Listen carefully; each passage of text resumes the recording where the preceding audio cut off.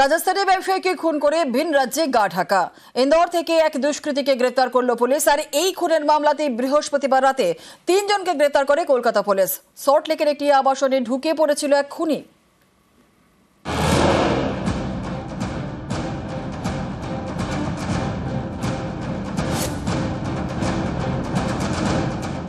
বৃহস্পতিবার রাতে ফিল্মি কায়দায় ধাওয়া করে খুনি ধরে কলকাতা পুলিশ। রাজস্থানে এক ব্যবসায়ীকে খুন করে কলকাতায় গা ঢাকা দিয়েছিল এই খুনিরা। এই ঘটনায় আরো এক দুষ্কৃতী গ্রেপ্তার হলো মধ্যপ্রদেশের ইন্দোর থেকে। শনিবার ইন্দোর রেল স্টেশন থেকে গ্রেপ্তার sharp shooter Zuber Ahmed. Local police plus ডিডিকে বলা হয়েছিল, ওরা দুজনকে প্রথম ধরে অ্যান্ড একজন একটু দূরে ছিল, ও প্রথমে পালিয়ে যায়, পরে ওকে ধরা হয়েছে। এটা খুব টাইমলি, মানে আমার কাছে ইনফরমেশন 7:30-8 এইরকম টাইমে এসছে অ্যান্ড উইদিন 1 ঘন্টার মধ্যেই ধরা পড়ে গেছে। তো সাকসেসফুল অপারেশন হয়েছে। এই ঘটনায় 3 খুনিকে বৃহস্পতিবার রাতে গ্রেপ্তার করে কলকাতা পুলিশ। রাজস্থানে খুন করে একাধিক রাজ্য ঘুরে তারা গা ঢাকা দিয়েছিল কলকাতায়। খুনের পরই রাজস্থান ছাড়ে দুষ্কৃতীরা। প্রথমে যায় উত্তরপ্রদেশ, সেখান থেকে অন্ধ্রপ্রদেশ, তারপর কেরল, তারপর কেরল থেকে আবার উত্তরপ্রদেশে, উত্তরপ্রদেশ থেকে তামিলনাড়ুর উটিতে, উটি থেকে কলকাতায়। 15 অক্টোবর কলকাতায় আসে খুনিরা।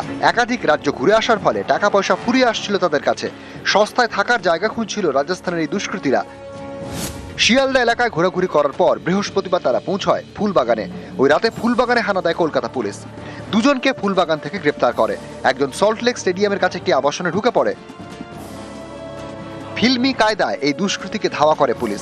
পুলিশের তাড়া খেয়ে দুষ্কৃতী দরজা ভেঙে ছাদে উঠে যায়। সেখান থেকে লাফ দিয়ে অন্য ছাদে, ছাদ থেকে লাফিয়ে কার্নিশে, সেখান থেকে লাফিয়ে পালানোর চেষ্টা। যদিও তাতে শেষ রক্ষা হয়নি, খুনিকে ধরে ফেলে পুলিশ। নিউজ 18 বাংলা।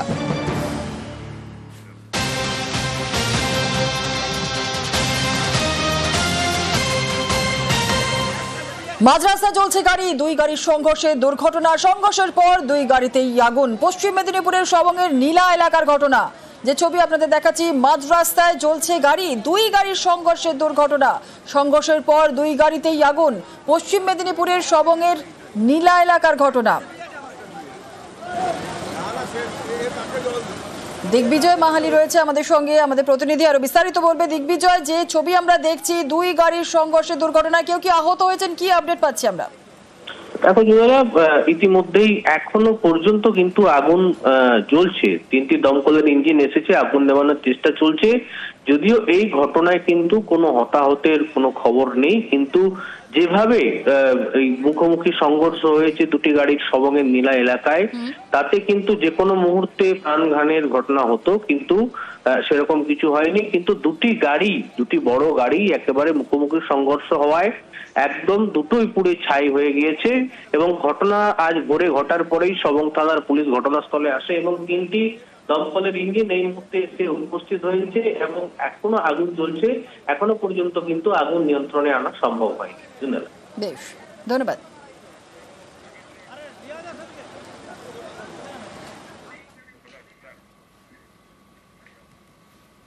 চিকিৎসকের মৃত্যুতে রহস্য। তমলুকের নার্সিং হোম থেকে বাড়ি ফিরে অসুস্থ হয়ে পড়েন অ্যানেস্থেসিস্ট শালিনী দাস। পরিবারের দাবি, তার ডান হাতে চ্যানেল করা ছিল, মাটিতে পড়ে যাওয়ায় সেখান থেকে রক্ত বের হচ্ছিল। হাসপাতালে নিয়ে গেলে বাঁচানো আর যায়নি। পরিবারের প্রশ্ন, ডিউটিতে যাওয়ার সময় সুস্থ ছিলেন শালিনী, তাহলে হাতে চ্যানেল কেন? পূর্ব মেদিনীপুরের কাঁথি মহকুমা হাসপাতাল।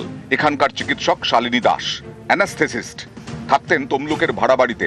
তার মৃত্যু ঘিরে রহস্য। কাঁথি মহকুমা হাসপাতালের পাশাপাশি তমলুক এবং মহিষাদলের 2টি নার্সিংহোমেও কাজ করতেন শালিনী। পরিবারের দাবি,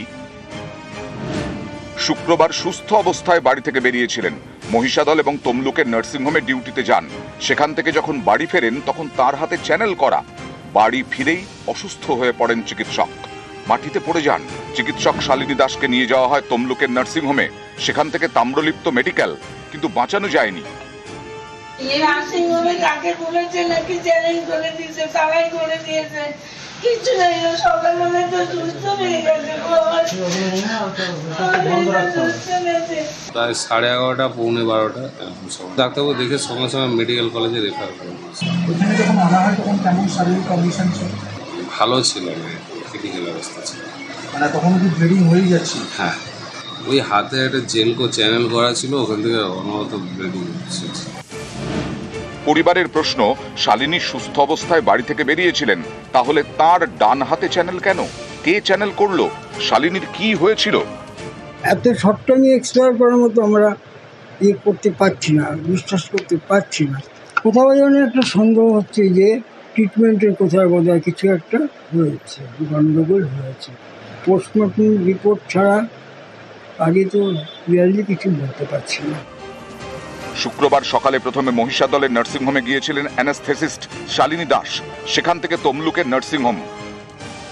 উনি এসেছিলেন 7:30 বা একটু পরে, আর 8:10 নাগাদ বেরিয়ে গেছেন। অ্যানাস্থেসিয়া দিতে এসেছিলেন একটা অপারেশন। সব থেকে খারাপ লেগেছে যে আমার এখানে উনি সকালে সুস্থ অবস্থায় ওটি করে গেলেন, তারপর কি হলো।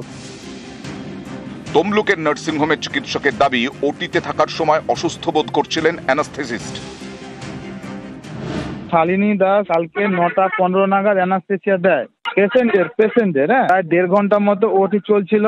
তার মাঝখানে মায়ের থেকে বিভিন্ন রকমের ভাবে ফোন আসতে থাকে, ওই 10-15 মিনিট অন্তর করে ফোন আসতে থাকে। তারপরে ওই মাসিকে বলে কি কেয়ারটেকার, মাকে যেতে দেবে না, তুমি যদি যেতে দাও তাহলে তোমার মাইনে আটকে দেবে। আমি তো ওটি করছিলাম। তারপরে ও আমাকে বলে যে স্যার আমার একটু গ্যাস হচ্ছে, গ্যাসের ট্যাবলেট খেয়েছি কিন্তু এখনো হচ্ছে। আমি বলে তাহলে একটা প্যান্টোপ্রাজল নিয়ে নে। প্যান্টোপ্রাজল অনডেম হচ্ছে চ্যানেল করে ওখানে নিয়েছে, ব্যাস এইটুকু। এরপরে তারপরে আমি চলে এসেছি, ওটি শেষ, আমি যাইনি। যদিও কি কারণে মৃত্যু হলো চিকিৎসকের, তা নিয়ে তৈরি হয়েছে রহস্য। এখন অবধি যা ইনফরমেশন আছে আমাদের কাছে, উনি এখানে ভাড়া বাড়িতে থাকতেন আর অসুস্থ ছিলেন। ওনার হাতে চ্যানেলও লাগানো ছিল যখন ওনাকে শিফট করা হয়েছে হসপিটালে। অ্যানেস্থেসিয়া ডক্টর ছিলেন। ওটা আমরা দেখছি যে কি ইস্যু ছিল, ঘটনা তদন্ত চলছে। পূর্ব মেদিনীপুর থেকে ক্যামেরায় সর্বানন্দ মিশ্র এবং সন্দীপ গুড়িয়ার সঙ্গে সুজিত ভৌমিক, নিউজ 18 বাংলা। দেগঙ্গায় বাড়ি এবং মন্দিরে চুরি, লক্ষাধিক টাকার সামগ্রী চুরির অভিযোগ। দেগঙ্গার দোগাছিয়ার ঘটনা। দেগঙ্গায় বাড়ি এবং মন্দিরে চুরি, লক্ষাধিক টাকার সামগ্রী চুরির অভিযোগ। দেগঙ্গার দোগাছিয়ার ঘটনা। জিয়াউল রয়েছে, আরো বিস্তারিত বলবে। জিয়াউল, পুলিশি তদন্তে কি জানা যাচ্ছে?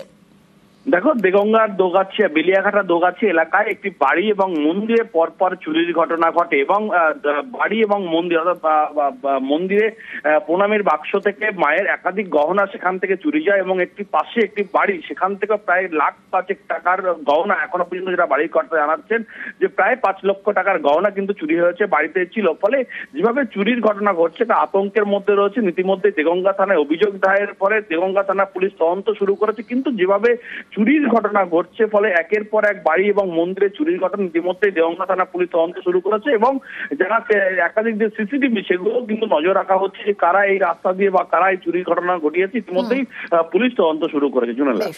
ধন্যবাদ।